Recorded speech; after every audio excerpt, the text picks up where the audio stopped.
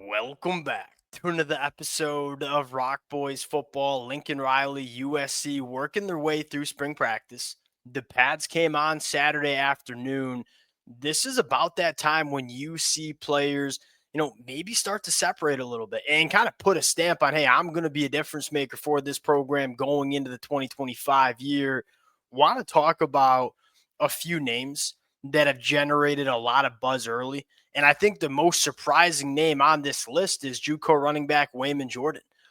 Wayman Jordan sounds to be, maybe trending to be the running back one for this USC offense going into the 2025 year. Now, it's probably a little bit too early to say that just yet, but this is a fascinating development for USC where, hey, one of our bigger storylines or, kind of questions that we wanted to see answered during spring practice was, look, the USC running back room's got some serious depth.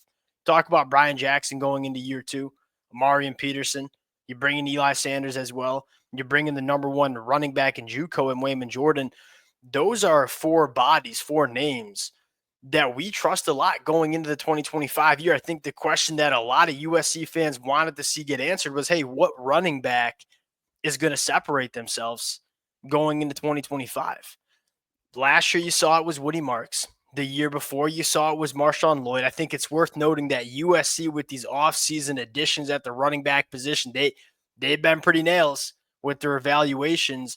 Can Wayman Jordan be that guy going into year three? Again, probably too early to say that just yet, but he suddenly becomes a name that we got to start monitoring over the next couple of weeks and months. Now, you get into Wayman Jordan. I think he's probably the most complete back in this room. And that's not a shot at the other running backs in the room. It's just you look at Brian Jackson. I mean, 230 plus. This is a battering ram kind of running back that wants to attack the line of scrimmage. He wants to invite contact. We saw some really good things from that kid in that bowl game against Texas A&M.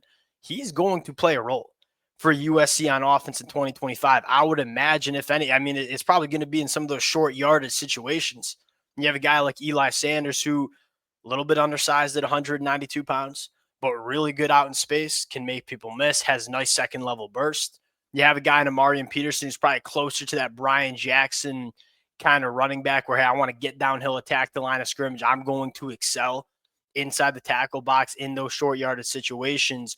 Wayman Jordan, I think, gives you maybe the kind of the best of both worlds. And what I mean by that is a 5'9", 210, this kid's put together. I mean, it's a thick lower half. You go back to his JUCO stuff, he is dealing with contact exceptionally well. The contact balance is really good. The physicality is really good. But also when he gets to the second level, there's some juice there in terms of short area quicks and making people miss. I wouldn't say the long speed is exceptional, but it's good enough to hit the home run when the opportunity presents itself. We'll see if Wayman Jordan can kind of grab that running back one spot, but I think he's an intriguing name to monitor. Want to get into, some other names that have been generating some buzz. Before we do, and as always, I just want to give a shout out to the USC fans. I can't thank you guys enough. Y'all know I have a blast talking this football team, whether it's on the recruiting trail, whether it's in spring practice. The amount of support y'all have been showing the fellas in the offseason months has been amazing. Appreciate you guys. If y'all do enjoy the content, consider subscribing to the channel. Appreciate you guys. Would love for y'all to throw in the comment section in terms of names that are intriguing you the most during the early parts of spring practice, because we're probably going to talk about those names at some point over the next couple of weeks. Without further ado, let's get into it. Now, the last thing I'll say with Wayman Jordan is he was extremely productive at the JUCO ranks. Averaged over 7 yards per carry, well over 1,000 yards in 2024. I believe he won the postseason, basically the Heisman at the JUCO ranks last year. He has great feel. That's probably the last thing that I'd say. And feel is a tough word to quantify. You kind of just know it when you see it. Woody Marks certainly had it. I think Wayman Jordan has that element of his game too. You turn on the film, again, you don't be as productive as Wayman Jordan. I don't care what level of football you're playing, high school, JUCO, FCS, FBS.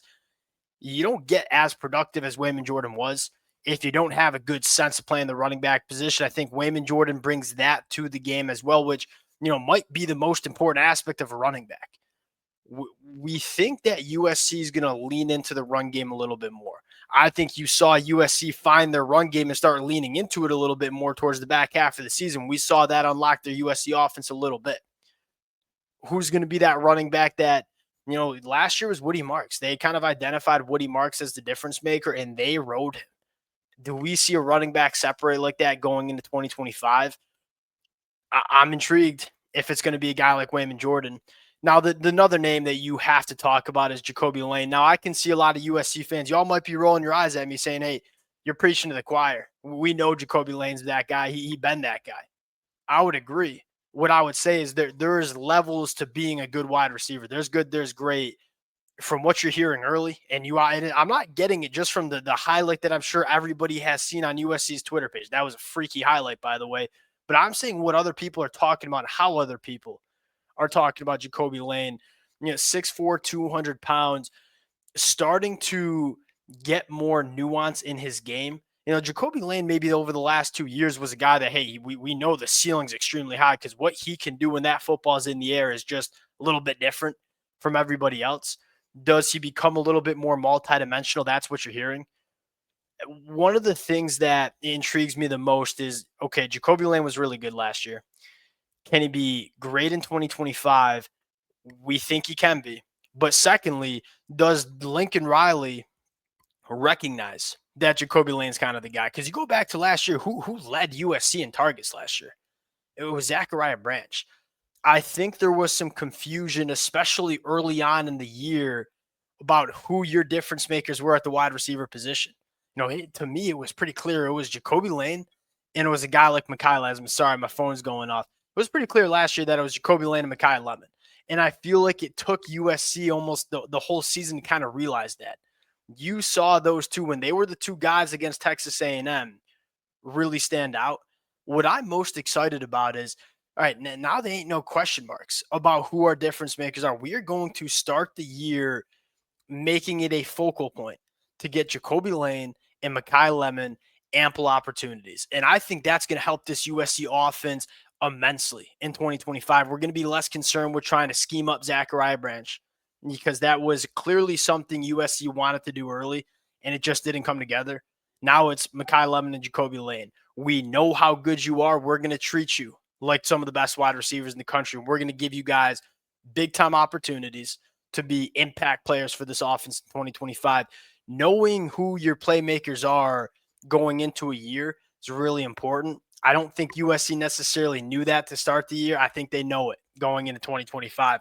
Another name you kind of have to shout out was one of our, kind of bigger question marks coming in is how is this secondary going to shake out? And one of the things I'll say is USC lost a lot in the cornerback room after this year. They only went out and grabbed DJ Harvey. What does that tell you about maybe the underlying confidence of a guy like Marcellus Williams? Look, we didn't get to see a bunch of them, right? I believe we only saw him week 2 against, I believe, Utah State. But guess what? The USC staff knows what this kid's about. And I think they kind of told us during that winter transfer portal window that we don't think we need to go out and grab 3 or 4 cornerbacks because we think the cornerbacks that are on our roster that maybe didn't play a ton last year can be really, really good in 2025. Marcellus Williams is probably that guy. I think he's running with the ones to start spring. This is a really intriguing cornerback because I feel like he's a little slept on coming out of high school. He's a 4-year starter at St. John Bosco, which is extremely rare at that program. He's a guy that's not necessarily the biggest, not necessarily the fastest. He ain't no Brandon Arrington who's 6'2", running 10.2s in the 100-meter dash. But he had some elite feel for the position. And I think that matters at the cornerback spot. I cannot wait to see what we hear from Marcellus Williams throughout the rest of spring practice. It sounds like he's where you want him to be at as we get into the early portions of spring ball. The last 2 names I want to talk about, Devin Tompkins, I'm going to continue to bang the table for him. I think he is one of the most underappreciated players on this USC team. Was forced to play probably more than Lincoln Riley wanted him to play last year. Played pretty dang good for being a 280-pound defensive lineman, having to play, the 3 tech and even at times the nose last year, playing out of position. USC was in there, was asked to do things that probably do not suit him the best. I thought played really well. This kid was a 6'6", 220-pound edge rusher coming out of high school. Was a better hoops player than he was a football player. Now he's going into year 4. Now he's 295 pounds. Now he looks like a Big Ten interior defensive lineman. And I get it. Like, look, I'm excited for Jamal Jarrett. I'm excited for Keyshawn Silver. I'm excited for Jakeem Stewart. I'm excited for all the size that we have on the defensive line. But I'm also excited about Devin Tompkinson. From what you're hearing early, is that this might be the year where you saw the light bulb flicker for him last year. It might be turning on in the 2025 year, especially in the pass rush department, where I think USC is looking for guys to step up. We got our run stoppers. Keyshawn Silver, Jamal Jarrett, in terms of stopping the run, they're going to be hammers. Who are going to be our guys that can produce in the pass rush? I'm looking at Devin Tompkins. I'm looking at Jakeem Stewart as a true freshman.